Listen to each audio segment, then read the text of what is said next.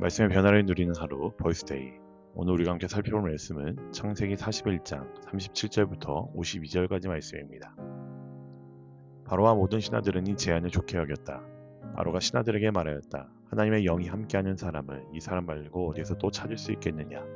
바로가 요셉에게 말하였다. 하나님은 너에게 이 모든 것을 알리셨는데 너처럼 명철하고 슬기로운 사람이 어디에 또 있겠느냐.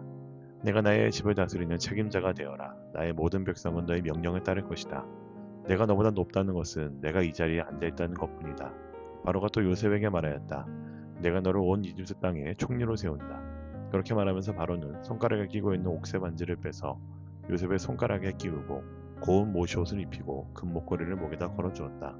그런 다음에 또 자기의 병거에 버금가는 병거에 요셉을 태우니 사람들이 물러나가라 하고 외쳤다. 이렇게 해서 바로는 요셉을 온 이집트 땅에 총리로 세웠다. 바로가 요셉에게 말하였다. 나는 바로다. 이집트 온 땅에서 총리 허락이 없이는 어느 누구도 손 하나 발 하나도 움직이지 못한다. 바로는 요셉에게 사므나 바네아라는 이름을 지어주고 원의 제사장 보디베라의 딸 아스낫과 결혼을 시켰다. 요셉이 이집트 땅을 순찰하러 나갔다. 요셉이 이집트 땅 바로를 섬기기 시작할 때에 그의 나이는 30살이었다. 요셉은 바로 앞에서 물러나와서 이집트 온 땅을 두루 다니면서 살폈다. 풍년은 77해 동안에 땅에서 생산된 것은 대단히 많았다. 요셉은 이집트 땅에서 7해 동안 이어간 풍년으로 생산된 모든 먹거리를 거두어들여 여러 성읍에 저장해 두었다. 갓 성읍 근처 밭에서 나는 곡식은 각각 그 성읍에 쌓아두었다. 요셉이 저장한 곡식의 양은 엄청나게 많아서 마치 바다의 모래와 같았다. 그 양이 셀 수 없을 만큼 많아져서 기록을 중단할 수밖에 없었다. 요셉과 온의 제사장 보디베라의 딸 아스나 사이에서 두 아들이 태어난 것은 흉년이 들기 전이었다. 요셉은 하나님이 나의 온갖 고난과 아버지의 집 생각을 다 잊어버리게 하셨다면서 맏아들의 이름을 므낫세라고 지었다. 둘째는 내가 고생하던 이 땅에서 하나님의 자손을 번성하게 해주셨다면서 그 이름을 에브라임이라고 지었다. 아멘. 여러분 좋은 아침입니다. 인생에는 한순간에 장면이 바뀌는 날이 찾아옵니다. 어제까지 감옥에 있던 요셉이 오늘은 이집트의 총리가 되었습니다. 사람들이 볼 때는 굉장히 극적인 성공이고 인생 역전의 모습을 알 수 있습니다. 드디어 고생 끝에 보상받는 장면처럼 보이기도 하죠. 그런데 오늘 본문은 단순히 요셉이 드디어 잘 되었다라는 이야기가 아닙니다. 본문이 우리에게 보여주는 더 깊은 메시지는 바로 이것이죠. 하나님은 고난의 시간을 버리지 않으시고 그 시간을 통해 한 사람의 이름을 새롭게 빚으신다는 사실입니다. 요셉은 바로의 꿈을 해석하고 다가올 풍년과 흉년을 준비할 방법까지 제안했습니다. 그 말을 들은 바로와 신하들은 그 제안을 좋게 여깁니다. 그리고 바로는 요셉을 보면서 이렇게 말합니다. 하나님이 이 모든 것을 알려주셨으니 요셉처럼 명철하고 슬기로운 사람은 없다라는 것입니다. 여러분 이 말이 중요합니다. 요셉이 인정받은 이유는 단순히 말을 잘해서가 아니고 똑똑해서도 아니고 처세를 잘해서도 아닙니다. 그에게 하나님이 함께 하시는 것이 보였기 때문입니다. 요셉은 감옥에 있을 때에도 하나님을 잊지 않았습니다. 바로 앞에 섰을 때에도 자신을 높이지 않았습니다. 그는 계속 같은 고백을 붙들고 있죠. 제가 하는 것이 아니라 하나님이 하십니다 라는 고백입니다. 여러분 이 고백이 요셉의 삶을 지탱했고요. 그리고 때가 되었을 때 하나님 그 고백을 붙든 요셉을 사람들 앞에 세우셨습니다. 우리도 가끔 이런 생각을 합니다. 언제쯤 내 시간이 올까? 언제쯤 나의 답답한 상황들이 끝이 날까?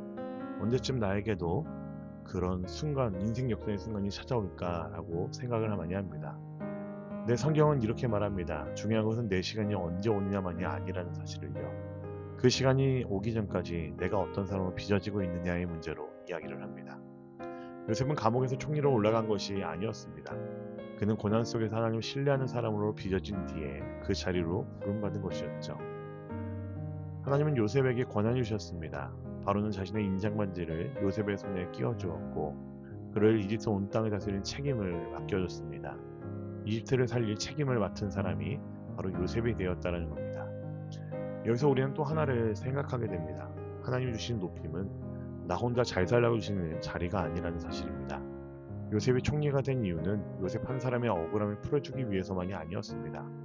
하나님은 요셉을 통해서 이집트를 살리시고 많은 사람을 살리시고 나중에는 야곱의 가족까지 살리십니다. 여러분 하나님이 우리를 세우실 때도 마찬가지입니다. 하나님 우리에게 지혜를 주시는 이유는 나만 똑똑한 사람으로 뽐내라고 주시는 것이 아닙니다.